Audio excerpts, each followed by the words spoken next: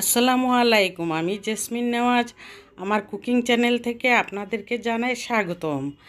আজকে আমি এখানে নিয়ে আসলাম চাপড়ি পিঠা।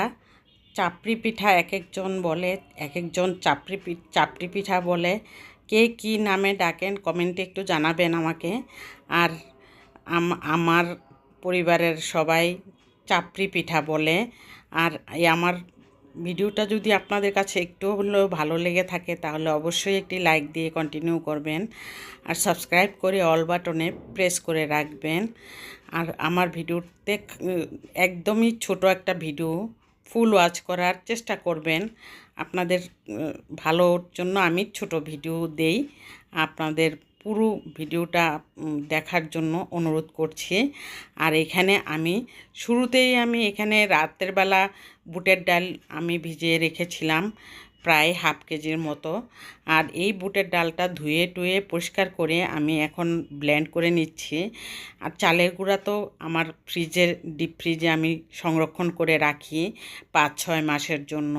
প্রায় 5-6 কেজি চাল একসাথে গুঁড়ো করে তারপরে আমি প্যাকেট প্যাকেট করে ডিপ ফ্রিজে রেখে দিই।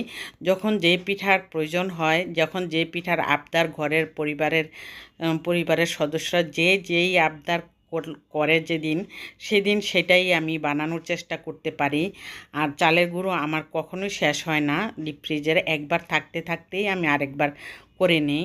এখানে ডালগুলি ব্লেন্ড করে নেওয়ার পর আমি এখানে প্রায় হাফ কেজির উপরে চালের গুঁড়া নিয়ে নিলাম। নিয়ে আমি ডালটা একটু বেশি দিয়ে থাকি চাপড়ির মধ্যে। ডালটা একটু বেশি দিলে ভালো লাগে, সেই জন্যই ডালটা বেশি দেওয়ার চিন্তা করি, আর মচমচে ভাবটাও থাকে। আর এই ডালটা আর চালটা দিয়ে আমি লবণ দিয়ে আর হলুদের গুঁড়া দিয়ে আমি শুধু চাপড়ি পিঠাটা বানানোর চেষ্টা করব। দেখবেন আপনারা কেমন লাগে এভাবে খেয়ে।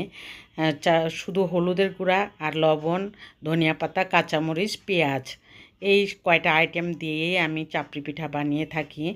খাওয়ার সময় হয়তো ঘি উপরে দিয়ে খায়, আর না হয় সরিষার তেল দিয়ে।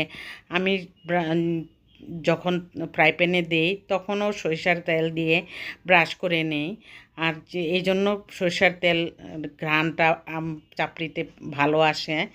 আর যখন খাওয়া হয় তখনও আমার হাজব্যান্ড একটু সরিষার তেল দিয়ে উপরে হাতের আঙ্গুল দিয়ে লাগিয়ে নেয় চাপড়ির মধ্যে।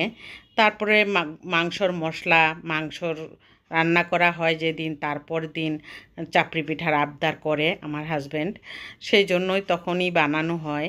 আর এই আবদার পূরণ করার জন্য আমি এই গরমের মধ্যেও বানিয়ে আমার হাজব্যান্ডকে দিয়েছি। কারণ এত গরম পড়েছে, কিছু বলারও নাই। বলার জন্য আমি কিছু মনেও করি না। সেই চিন্তা করে আমি বানিয়ে আমার হাজব্যান্ডকেও খেতে দিই, আমিও সাথে বসে খাই। দুজনে যেটা ভালো লাগে সেটাই করি আমি, কোনো সমস্যাও হয় না। আমার যেহেতু রেডি থাকে সব কিছু, আমি করতেও আমার সময় লাগে না। আর সেই চিন্তা করে নিচে দেখুন কত সুন্দর মচমচে হয়েছে। এমন করে করে আমি প্রত্যেকটা চাপড়ি বানিয়ে আমি আমার হাজব্যান্ডকে একদিক দিয়ে দিতে থাকি, আরেক দিক দিয়ে খেতে থাকে আমার হাজব্যান্ড। আর শেষ বেলায় তখন 4-5টা বানিয়ে আমি পরে খেতে বসি। কারণ খাওয়ার মাঝখানে আমি খেতে পারি না, এটা আমার একটা অভ্যাস যে সবার খাওয়া দাওয়ার পরই আমি খেতে বসি, আমার এটাই ভালো লাগে।